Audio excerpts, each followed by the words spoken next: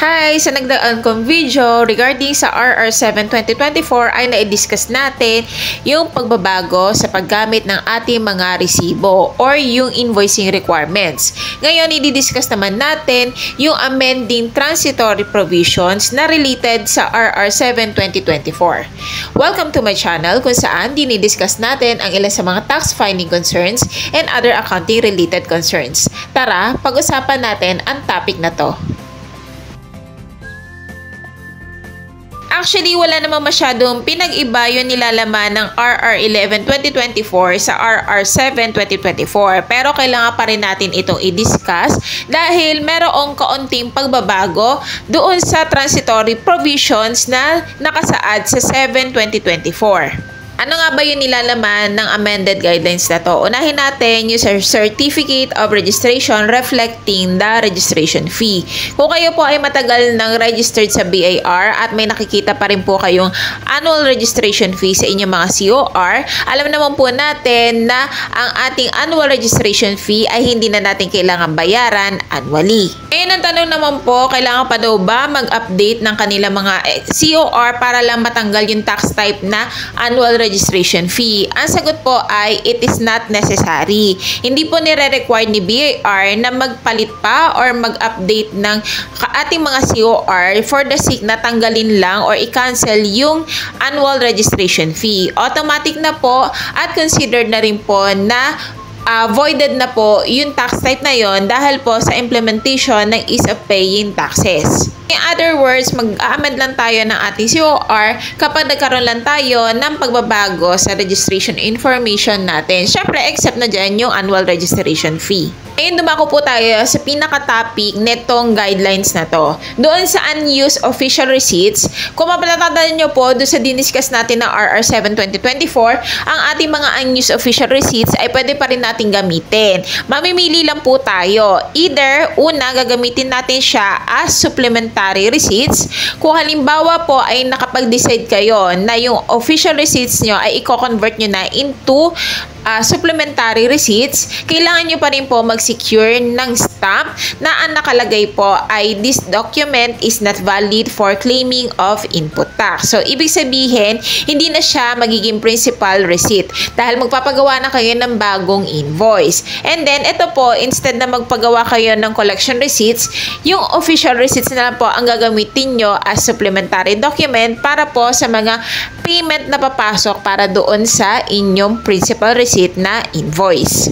So, kasama rin po dito na pwede nyo pa rin po magamit yung inyong mga unused official receipts as your supplementary document hanggang sa maubos yung natitiran nyong supply. Sa second option naman ay pwede natin gamitin pa rin ang mga official receipts as principal receipts bilang converted na sales invoice. Just make sure lang po na naka-strike through yung salitang official receipts at naka-stamp yung word na sales invoice or invoice.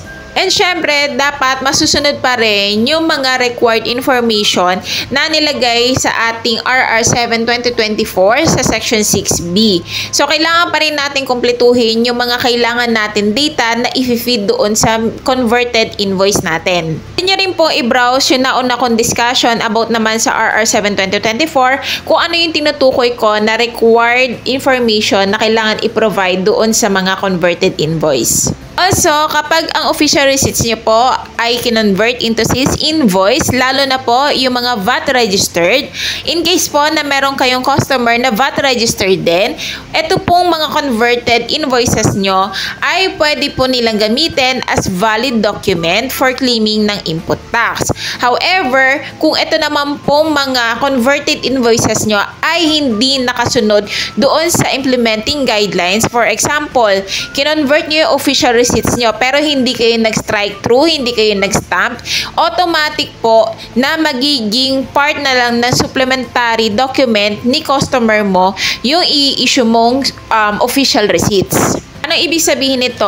Kahit po na nakapag-comply kayo sa pagpapasa ng inventory list, kung hindi po ninyo na-stamp at na-strike through yung word na official receipts bago nyo i-issue sa inyong customer, automatic po yung in-issue nyo ay magiging part lamang or considered as supplementary document. Dahil po nakalagay po sa ating RR 11/2024, same with RR 7/2024, kailangan po ay naka-indicate yung salitang sales invoice at naka-strike through yung official receipts. May mga mangilang-ilang pa rin nagtatanong, kailangan pa rin daw ba nila papirmahan yung mga naka-strike through na official receipts sa mga RDO officer? Ang sagot po ay hindi. No need naman po ng approval ng ating mga RDO officer doon sa ating mga i-convert na official receipts into sales invoice. Ang kailangan lang po natin ay magpasa ng inventory list sa ating mga respective RDO para meron po silang guide at meron po silang list kung ano-ano yung mga series ng official receipts na i-convert into sales invoice. Discuss na rin natin yung mga taxpayer na gumagamit ng POS at ng CRM. Doon naman po, pwede rin po nilang palitan yung salitang official receipts into sales invoice kahit wala po approval ng kanila mga RDO officer. At kailangan pa rin po na ang ipoproduce ng ating mga POS at CRM ay naka-word na sales invoice.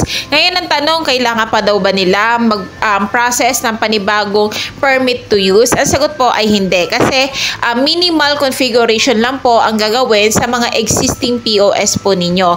So punta lang po kayo sa provider po ng inyong mga POS or CRM para ma-configurate po yung inyong mga machines para mabago po yung word na official receipts into sales invoice. Pero yung mga gumagamit po ng mga computerized accounting system or computerized book of accounts with accounting records, need po nila mag-revisit sa kanila mga system to comply with the provisions ng ating EOPT Act since yung enhancement po na gagawin ay meron direct effect sa kanila mga financial aspect. Dahil po sa sudden changes na to, it consider na major enhancement po sa part po ng mga nakakas or ng mga naka-CBA with AR.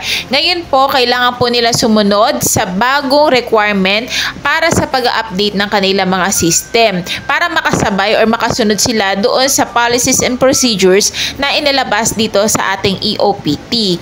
Ngayon, yung mga previous issued na acknowledgement certificate or permit to use ay kailangan nilang isurrender sa kanila mga respective RDO para makapag-apply sila ng panibagong AC or panibagong PTU para doon sa enhancement na gagawin sa kanila mga accounting system.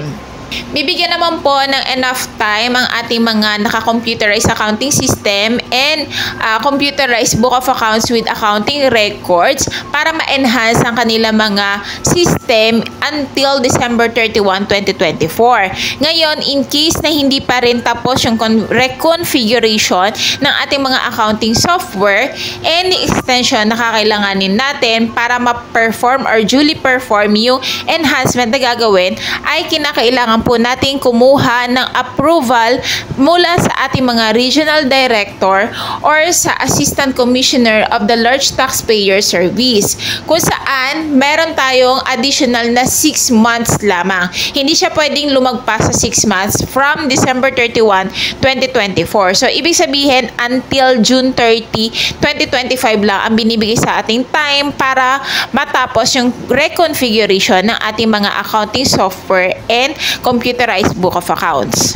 Ngayon po, just in case po na nagpapa-reconfigure tayo ng ating mga CRM or POS, syempre, ang ilalabas pa rin nun is yung POS na may nakalagay na official receipts. Pero dapat katulad nun sa mga manual, i-strike through rin po natin yung mga ilalabas na POS receipts into invoice. Kasi bakit? Ito po kasi yung magsisilbi natin na document for valid sales ng ating services or ng goods.